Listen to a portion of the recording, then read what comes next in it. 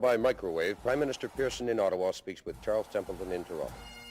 We are here as men of peace, but we are here also to declare our full and forthright support of what is in great measure a military alliance. And to feel like, as much as is possible in this kind of world, the master in his own house. Under the great hammer blows of homogenizing from the United States. But all it took to enter the United States was a New York marketing expert and a campaign to make Moosehead an exotic specialty. I happen to believe that you've sold us out. But in the background is a much wider and more suggestive question connected with the fact that Canada seems to have moved from a pre-national to a post-national phase of existence without ever having been a nation. But listen, you kid, don't get caught in the Canadian syndrome, where if it's Canadian, it's got to be bad. We're the best. I've been telling you the best. Hello and welcome to the podcast, to the Red Ensign Live, excuse me. This is the show, this is the Red Ensign program where we discuss current Canadian events. I take viewer questions and a lot of kind of short, quick hit topics on this show. So I've got three topics that I'm going to address today off the top. I'm going to look at the Trump-Venezuela moment. I'm going to look at the long-time NRX concept of the value of monarchy and look at it with respect to the strong control that the Laurentian elite and the Liberal Party of Canada have had over the country for the last 15 years. And then I'm going to look at Chrystia Freeland, Ukrainian Patriot. So welcome, strap in. I will answer questions in the YouTube chat. I will try to figure out how to answer questions in the Twitter chat as well. So feel free to post there or post in the reply to the initial tweet that announced the stream to get your question in. All right. So the big news of the week, the United States launched a strike against Venezuela. The strike was a special forces operation. There was some missile bombardment as part of it in order to prepare the ground. Apparently something like 80 Venezuelans and for some reason Cubans were killed in the strike. And Maduro and his wife were taken alive and paraded through the streets of New York City on their way to trial in the Southern District of New York under the somewhat interesting legal theory that the Southern District of New York has the authority to try the heads of state of foreign governments for drug trafficking related offenses. I've never quite figured out how that works, but I guess it's not all that different from the way that the United States has conducted business with drug traffickers throughout Latin America for quite a while. He just happens to be a head of state. And, you know, in close connection, legal theory is less important to the driving of events than real power politics. And you can see this in the reaction that sort of reverberated around the Trump administration in the close aftermath of this event. You had statements from the president indicating that the United States will run Venezuela, whatever that means, for the foreseeable future. That you had statements from the administration, no less, talking about the return of oil assets that were taken from American companies during the nationalization that occurred many years ago now during the previous government in Venezuela. You had these reports of the bombing of the mausoleum of Hugo Chavez. I've yet to be able to find actual credible sources confirming this. It seems like the only people who are running with this talking point are sort of C-tier news organizations. So I remain somewhat skeptical that that actually happened, but maybe it did. What do we make of this from a Canadian perspective? Well, there's a couple of things that are really important here. First of all, immediately prior to the attack on Venezuela, the Venezuelan government had been in close contact with the Chinese government, soliciting foreign investment in exchange for oil, very similar to the kind of deal that Russia has with China, except that Russia has the wherewithal to defend itself. Venezuela obviously does not. The Venezuelan government also this fall made an arms deal with Russia to supply certain anti-aircraft equipment to try to defend the Maduro regime. It's unclear how much of that equipment actually arrived, was up and running by the time this happened. It doesn't appear that much of the Venezuelan military actually put up a fight in response to this. So it's unclear whether the net of this is that the U.S. military capability is so great that they can execute this kind of decapitation strike in spite of military support.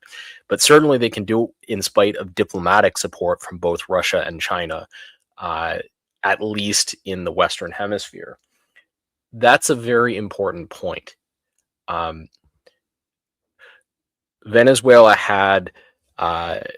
was in a very good position to purchase arms and had all of the diplomatic relationships you could hope for with the opposite pole of the geopolitical order, and yet was completely unwilling to prevent this decapitation. Again, it's not clear at this point how much cooperation there was with the U.S. between the U.S. government and other parts of the Maduro regime. You have the President of the United States announcing that they're going to run Venezuela. You have the Venezuelan government jumping up and down about how this is unacceptable, how Maduro has to be returned. In other words, not announcing their cooperation with their new overlords. You have the Trump administration discussing the possibility of further strikes, seemingly acknowledging that they are not presently in control of the Venezuelan government. So it's an interesting situation, and it's a developing situation. But I actually think how the situation develops will matter a little bit economically to Canada, because the high sulfur oil that comes from the Venezuelan deposits uses the same bottleneck in refining that the oil from the Canadian tar sands uses. And so if it becomes the case that Venezuelan oil starts to flow northward to the Gulf refineries that are specialized in dealing with this kind of oil, it will very negatively impact the business prospects for Western Canada. And so that's a very important point, especially in a market where oil prices are quite low. The cost of production in Venezuela is going to be the cost of production plus transport in Venezuela is going to be significantly less than the cost of production plus transport in the tar sands, especially with oil by rail as the dominant mode. So that's a really big shoe to drop in Canadian politics. But we don't know the facts yet as to what will happen to the Venezuelan deposits. And even if there was a deal struck tomorrow morning to change the flow of oil there's contracts and factory gearing and all kinds of things that will create some lag time in the adjustment. However, it is proper to see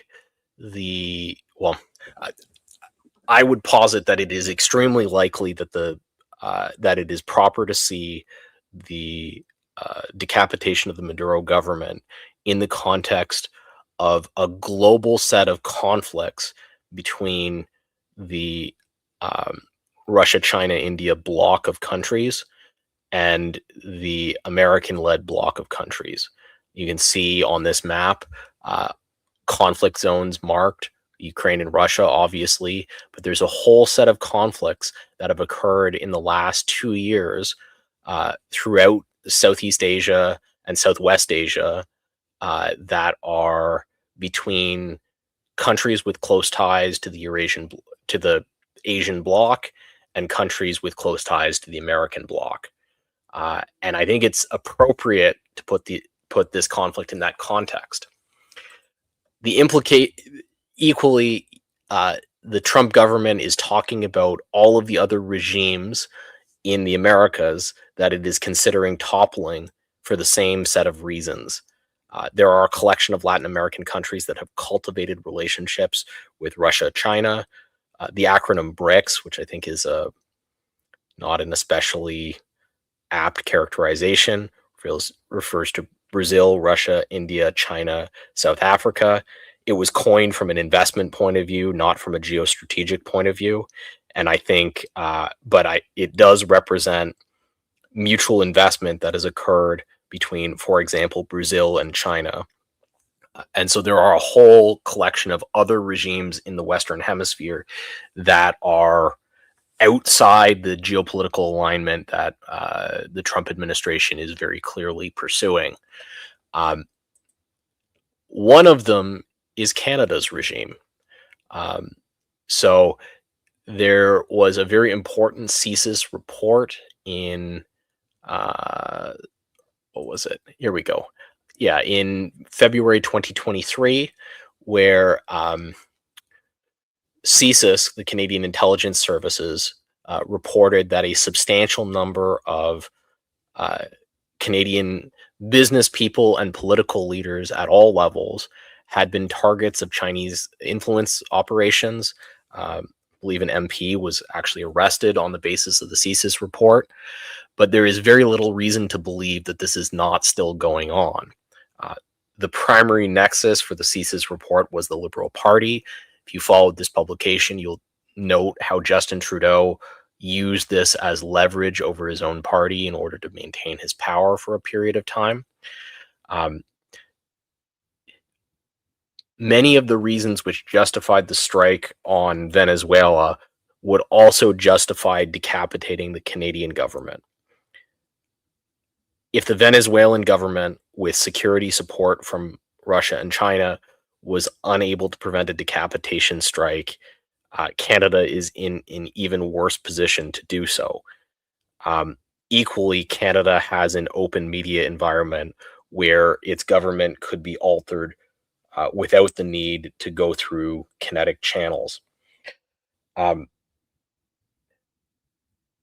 If you get a situation where Team Red is in ascendance for the long term in the United States, we should assume that the Canadian regime will be a target for this kind of action. It's unclear that this action will be successful, but it's extremely important to kind of bear in mind.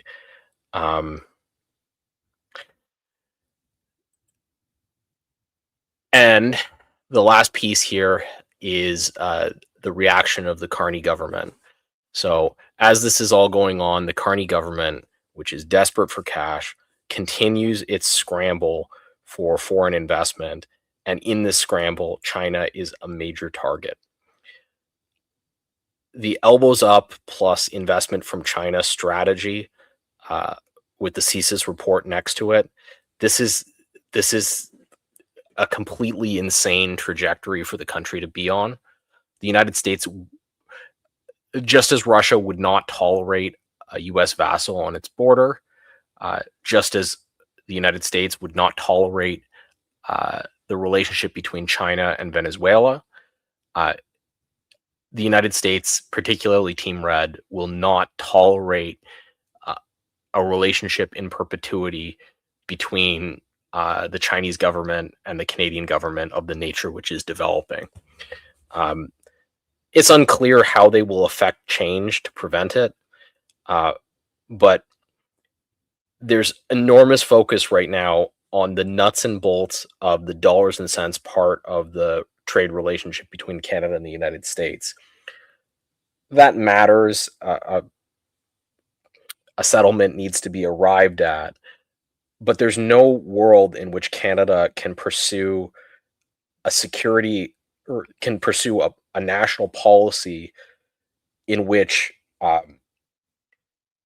there's no effort to secure the country either politically or from a kinetic point of view against the United States. And in partnership with that lack of effort, a strategy of partnering with the key geopolitical rival of the United States is pursued. There's a lot of ways that this can end, but none of them are particularly good. So that's extremely important to know. And all of that in the back pocket, I want to flip to a related set of comments. One of the things that this channel tries to do is look back through a political theory lens at the various ideas which have been presented, particularly on the online right, over the last couple of decades, challenging traditional approaches to politics and see how they actually map onto our politics. We've talked extensively about elite theory and about the way that it maps onto politics. But one of the very significant currents in political discourse on the online right over the last decade has been a phenomenon called neo-reaction. Neo-reaction is a descriptor for a group of thinkers, Curtis Yarvin, Spandrel, a few others, and they have a collection of interesting ideas. But one of the really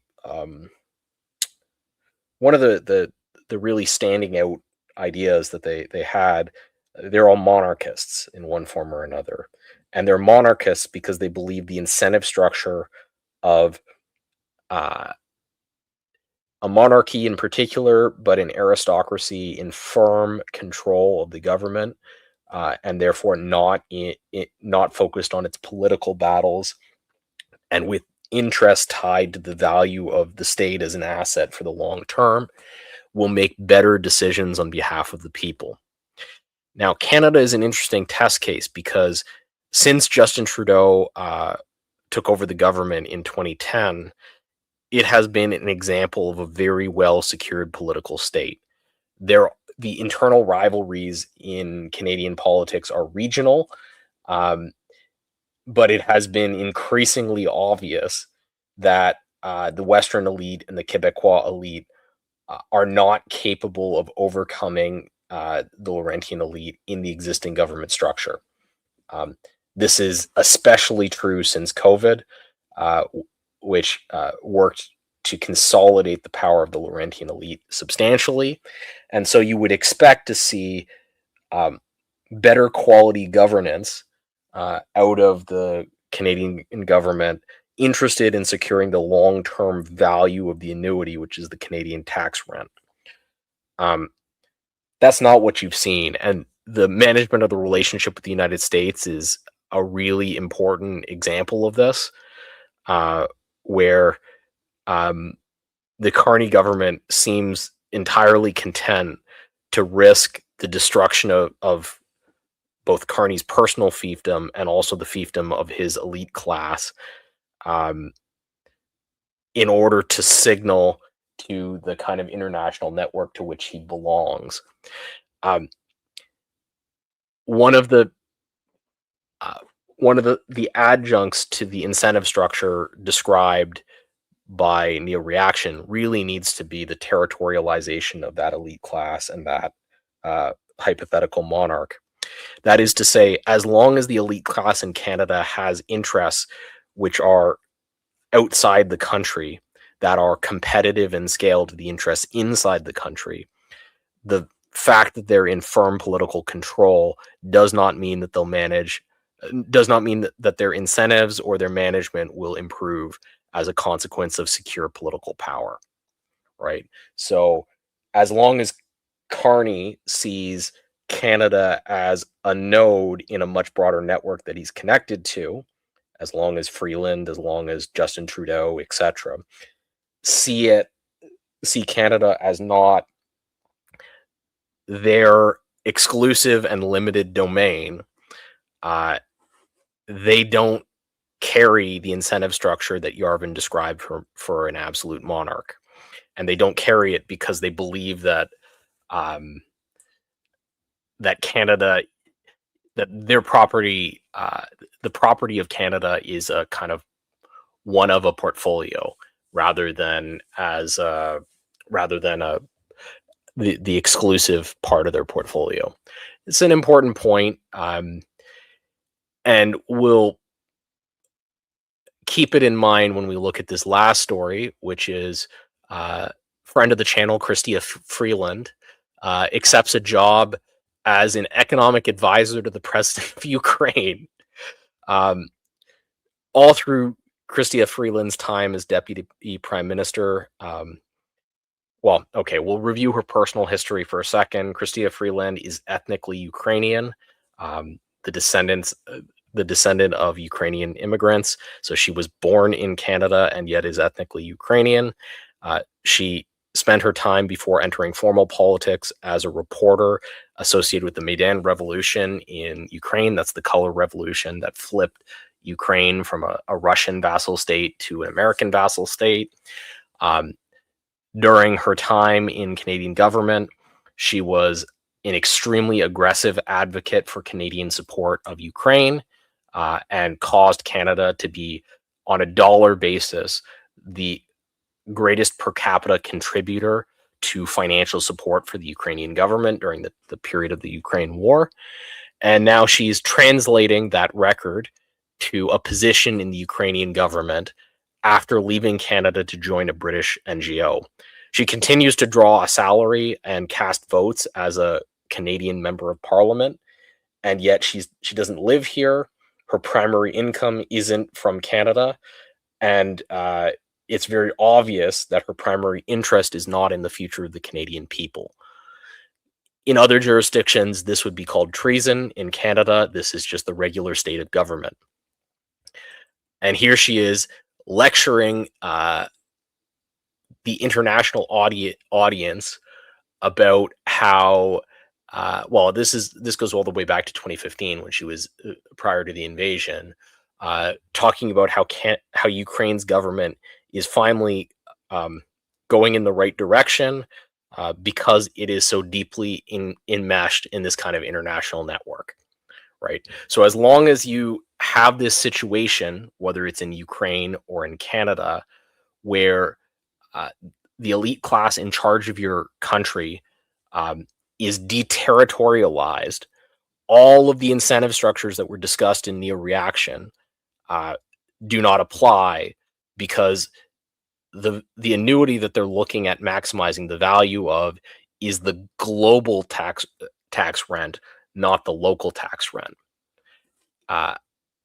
As a consequence of this, their management of the situation takes a view towards the management of the kind of global network that they're trying to represent. It's a basic point. We all kind of know it instinctively, and yet it is important to make as we labor under an elite class which is profoundly deterritorialized, at least in its own mind. Whether Mark Carney really has a profound future outside Canada or not, outside the Anglosphere or not, in his own mind, Canada is just a piece on the board. And as long as that remains true, it will be reflected in the way that the country is managed. All right, so there's the opening lecture. I've got a bunch of questions in the Twitter Q&A that I want to go through, and then we'll wrap it up. All right, first question here.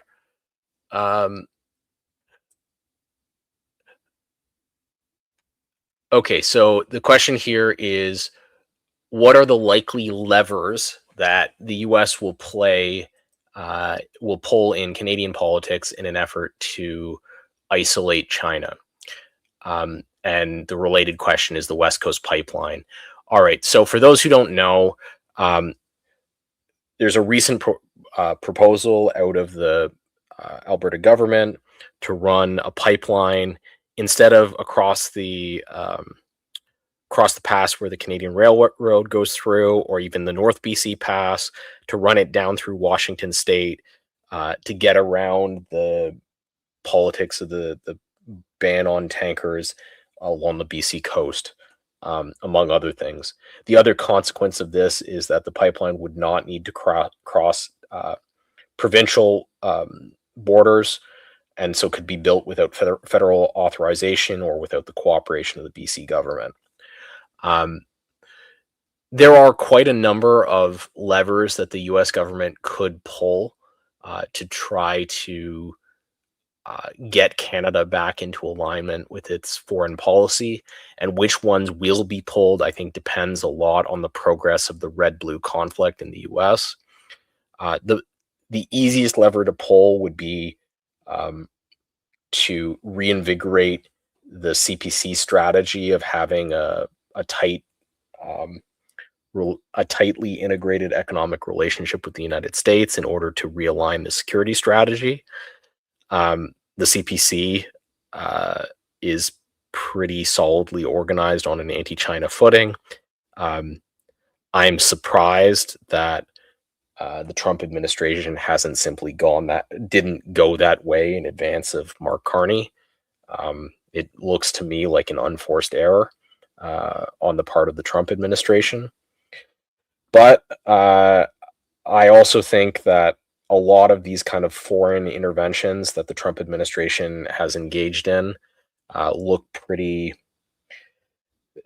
like domestic propaganda plays a really important part. And so, it's not very showy to bring in the Conservative Party of Canada through a strategy of managing the media discourse in the country. I don't know whether they're not competent to do it, not interested in doing it. It's hard to say, but that would have been the obvious strategy. The next strategy on the list would be to pull in the regional tensions and use the threat of Alberta separatism and the threat of Quebec separatism to discipline the Canadian government. Again, this is less effective than you might expect because the Carney government is full to the brim of these people who are very deterritorialized. And so it's not that the breakup of the country is of no concern to them, but it doesn't threaten them the way it would threaten a territorialized elite.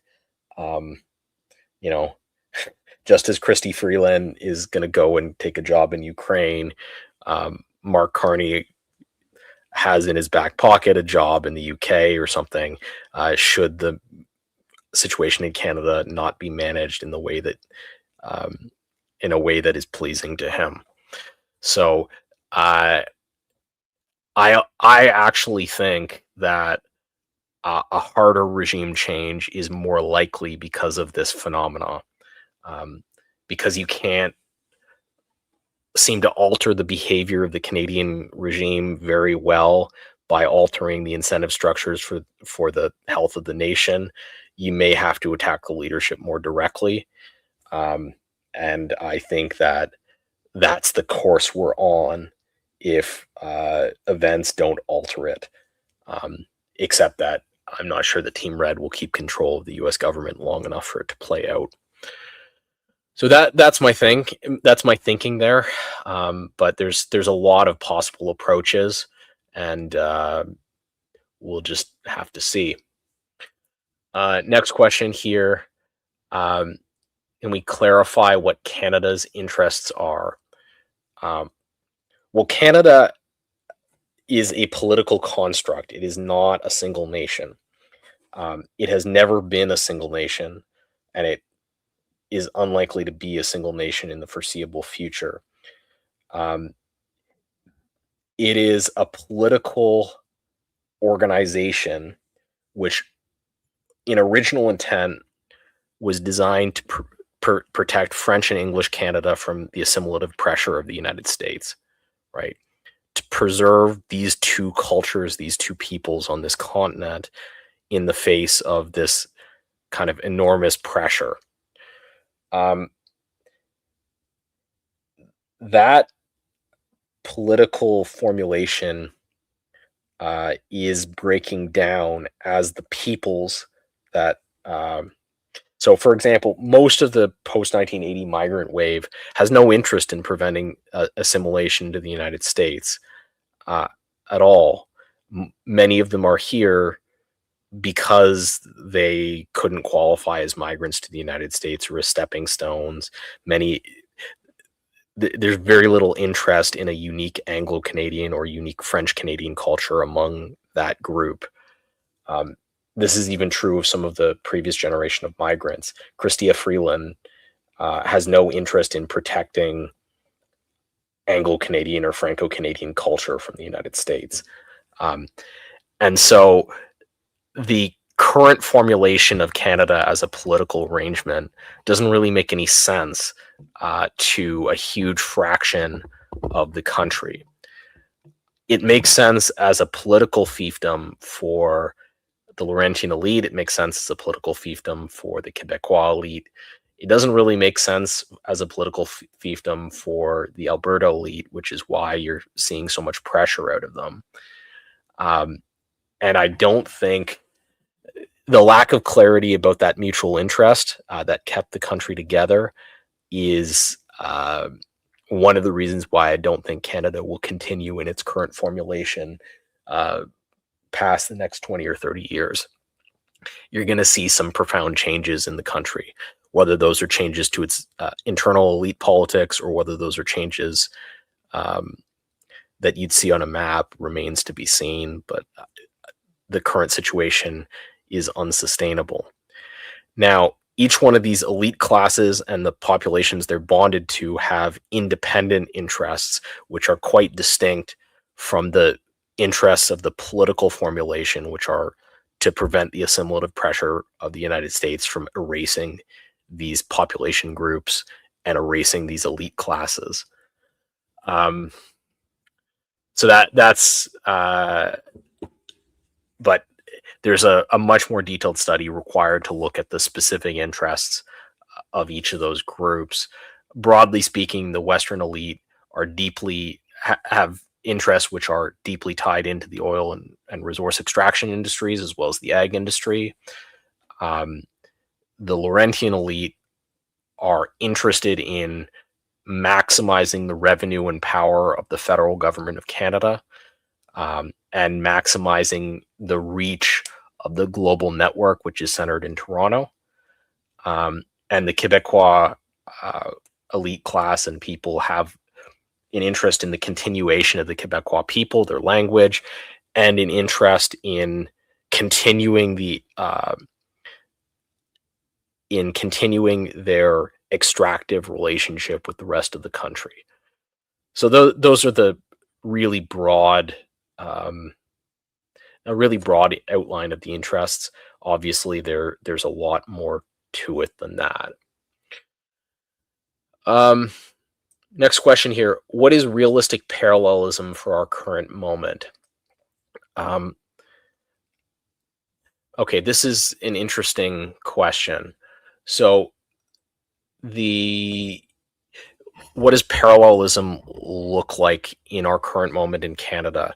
Well, it looks like things that operate toward the development of an elite class which can operate on behalf of our people. And our people is a bit of a nebulous comment.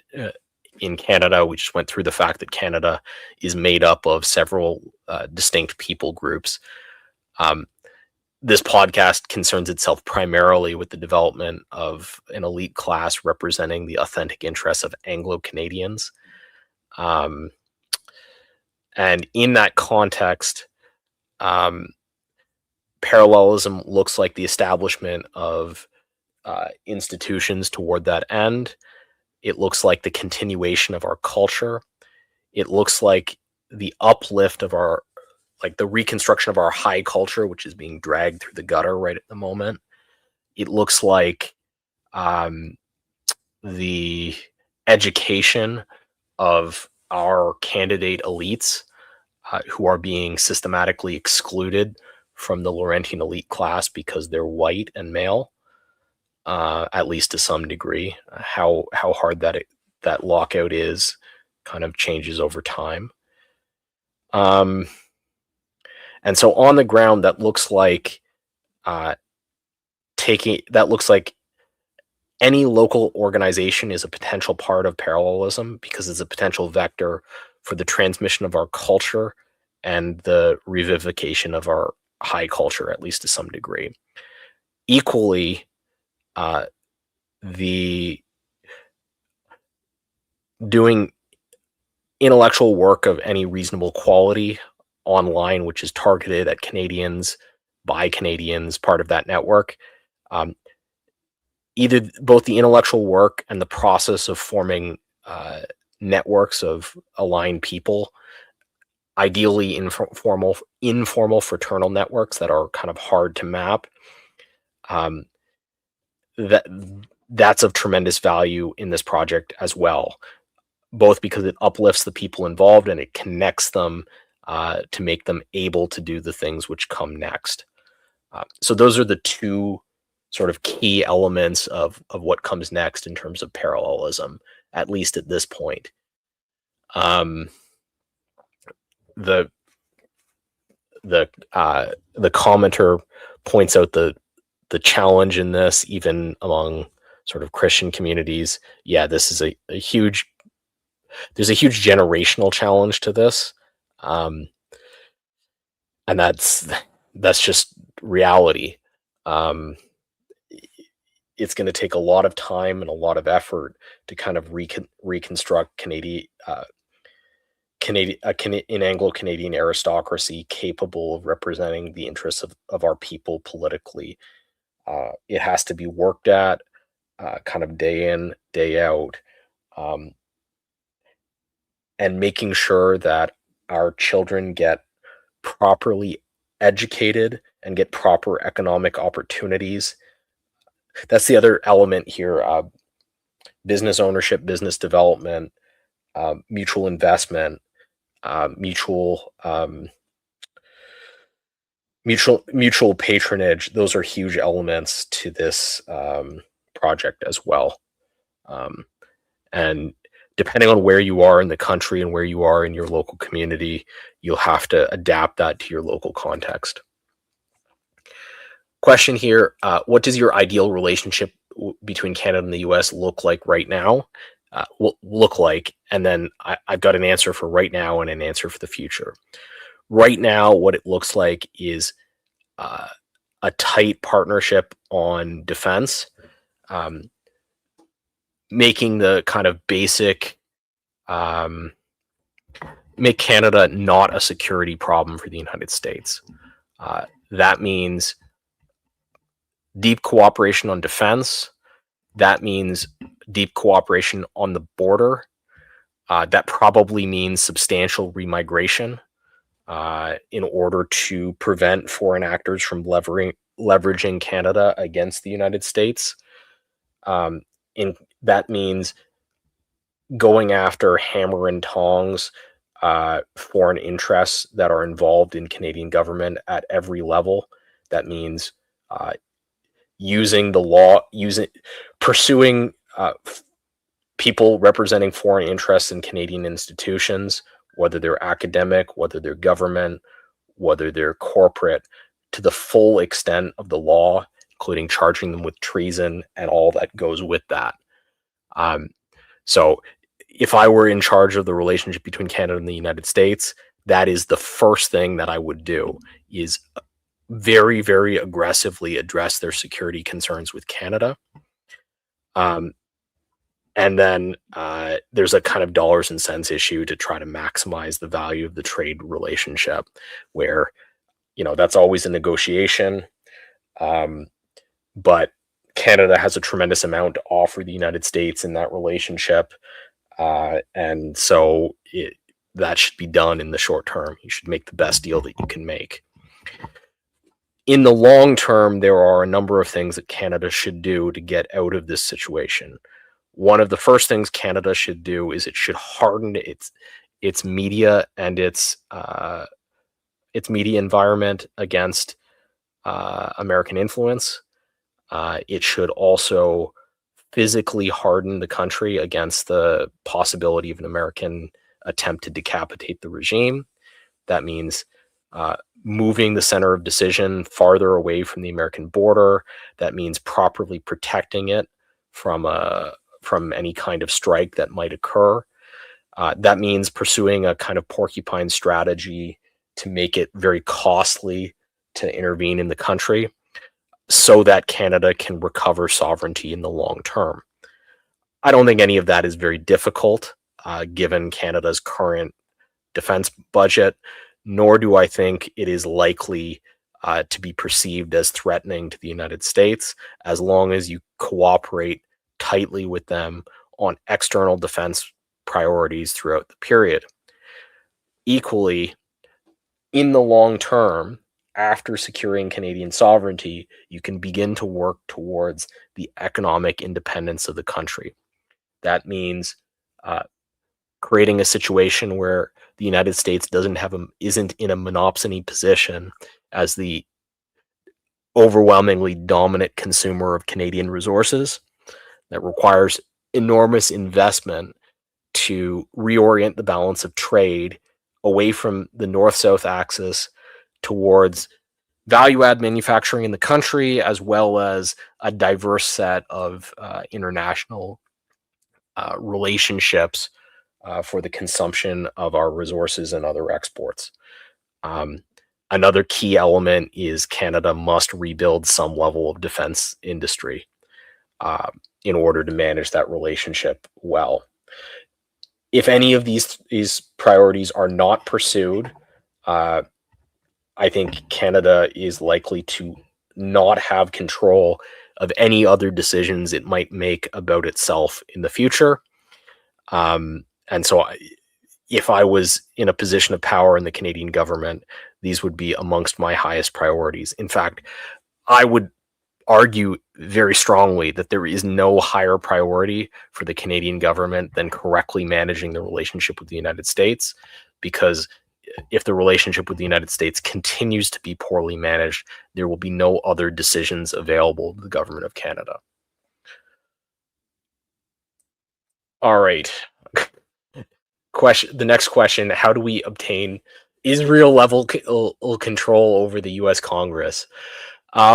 This is an alternate strategy for pursuing a relationship with the United States to use economic and social power to capture control of the U.S. government. I think, this is a valid strategy in some ways, but I'm not the person to pursue this strategy. So, you can look at what Israel did to obtain the levels of control and influence it has in American politics. Part of that is having a diaspora work at it for more than 100 years. So I don't think this is a very viable short-term plan. Last question here from the Twitter chat. So inside the neo-reactionary canon, particularly Yarvin, makes this argument that incremental change is not possible. Regime change happens all at once. I don't think that this is so this argument is interesting because of the factional structure struggle that exists within the U.S. government. I don't think this is true inside the vassal states of the United States at all. I think because the United States as a kind of as a sort of master state is disinterested in a lot of the local politics and even a lot of the sort of defense posture of a lot of its vassals. I think there's a lot that you can accomplish locally if you're interested. The problem is it is aligning the interests of the elites which dominate your own state with that set of political interests. That's not an easy problem to solve at all. But that is the essential problem which makes incrementalism so difficult. I think that the only way to stop that, I think that the correct way to stop that is to weaponize a security crisis to cut off the ties between your political elite and the kind of international community. I actually think that if if elements in the Canadian state were motivated to do it today, it could be done tomorrow, right? If you had a CSIS that was really interested and felt empowered to re-territorialize Canada's elite class, the current moment in Canadian politics would justify it in doing so, and I think they would be praised by the Canadian public if they went and did it. But it's not that is an example of the stepwise function of regime change. Re-territorializing Canada's elite is not taking incremental steps towards it is more difficult than you might think. Taking a step all at once is in some ways easier to imagine.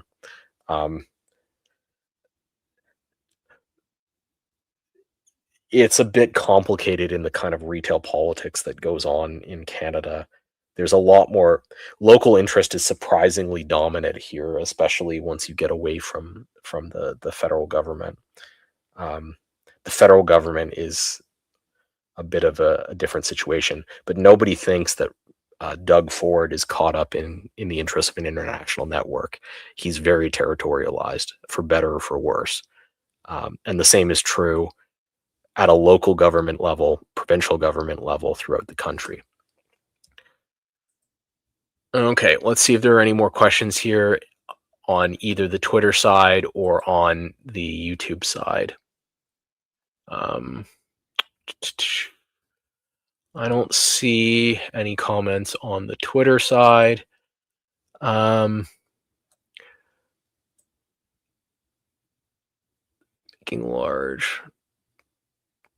Okay, yeah, so this is a question I get periodically about the recently floated defense strategy to create a large Canadian militia. I think this is kind of insane.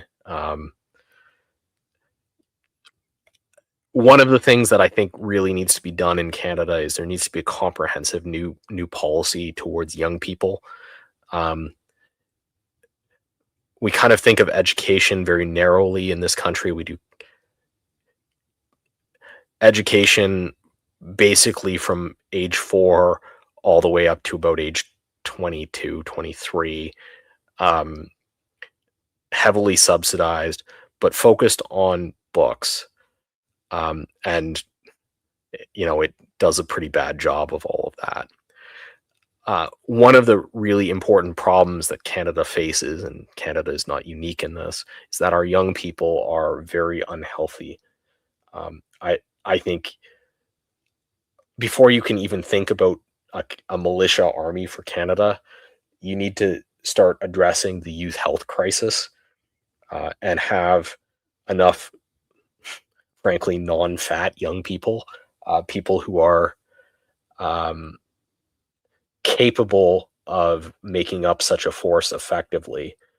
You also need to have, like, the Canadian Army is not in a position to absorb a huge number of unmotivated, out of shape conscripts, or, I mean, how else are you going to fill out the kind of, they're talking about 200,000 part-time militia members.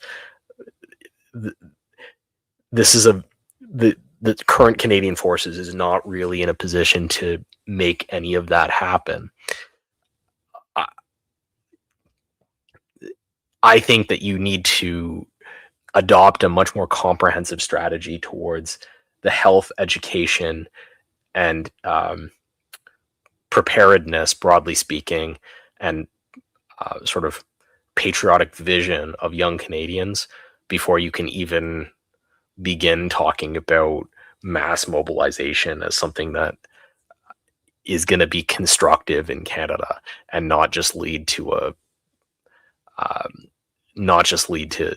some kind of train wreck. All right. Well, thanks so much for your time and attention. I hope it was a productive use of everybody's time, and enjoy the rest of your evening. Canada originally was put together by two groups of people who didn't have much in common but didn't want to be American. The line just popped into my head. A bunch of the boys was a-whooping it up. And there I got my start. We have had a flag. Flags can be changed.